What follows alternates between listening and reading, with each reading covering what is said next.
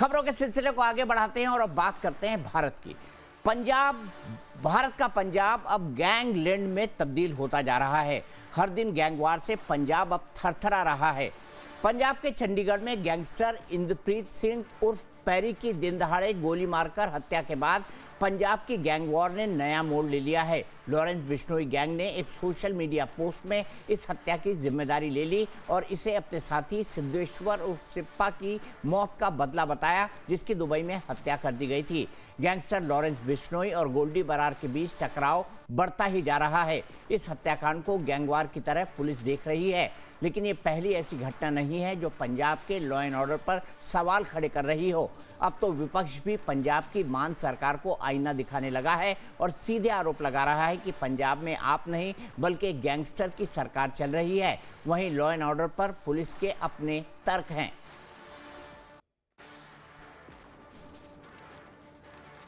देखिए, अगर मैं गैंगस्टर्स की बात करूं तो एक ये बड़ा कोऑर्डिनेटेड एफर्ट हमारी जो इंटेलिजेंस एजेंसीज़ हैं, चाहे सेंटर की हों, स्टेट की हैं, स्पेशल ऑपरेशन ग्रुप्स हैं, वो सारे फंक्शनल हैं और हम स्पेशल ऑपरेशन प्लान्स बनाते हैं और इनको ट्रैक करके इनको पकड़ते हैं। और शायद इसी वजह से we have been able to trace more than 90% of the cases which have taken place in the last 6 months.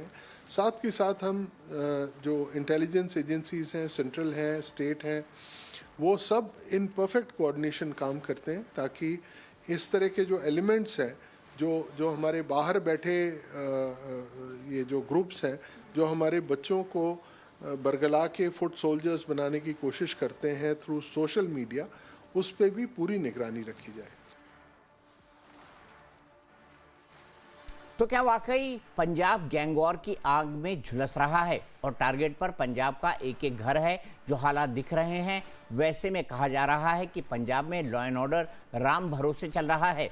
पिछले कुछ महीनों में 15 बड़ी गोलीबारी की घटनाओं से पंजाब में हड़कंप मचा है। सड़कों से लेकर विवाह समारोह तक, शहरों से लेकर गांवों तक गोलीबारी से दहशत का माहौल है और पंजाब की धरती को गैंग वॉर से लाल किया जा रहा है। पंजाब आखिर गैंगलैंड क्यों बनता जा रहा है, ये बड़ा सवाल है। पंजाब की लॉ एंड ऑर्डर की स्थिति इन दिनों राम भरोसे है। ऐसा हम इसलिए कह रहे हैं क्योंकि पिछले कुछ महीनों की अगर बात की जाए तो पिछले कई महीनों में पंजाब में 15 से ज़्यादा ऐसी वारदात देखने को मिली हैं जिनमें आम लोगों को गैंगस्टर्स द्वारा निशाना बनाया गया है। साथ साथ बात की जाए तो पंजाब सत्तारूढ़ पार्टी यानी कि आम आदमी पार्टी के नेताओं पर भी गैंगस्टर्स की तरफ से हमला किया गया, उनके घरों पर भी गोलियां चलाई गई हैं। इसके साथ साथ विपक्ष की खासतौर पर बात की, पंजाब आज गैंगवार से क्यों दहल रहा है, क्यों थरथरा रहा है? हाल के महीने में गोलीबारी से जुड़ी कम से कम 15 बड़ी हत्याएं हुई हैं। सभी हत्याएं किसी न किसी गैंगवार का नतीजा रहा है। पंजाब में खराब होती कानून व्यवस्था को लेकर गुरदासपुर से कांग्रेस सांसद सुखजिंदर सिंह रंधावा ने केंद्रीय गृह मंत्री अमित शाह को पत्र लिखकर प्रदेश में कानून व्यवस्था के बिगड़ते हालात के बारे में बताया है और कहा है कि पंजाब में लगातार टारगेट किलिंग, हत्या और फिरौती मांगने की घटनाएं बढ़ रही हैं। गैंगस्टर हावी हैं और ग्रेनेड से हमले किए जा रहे हैं।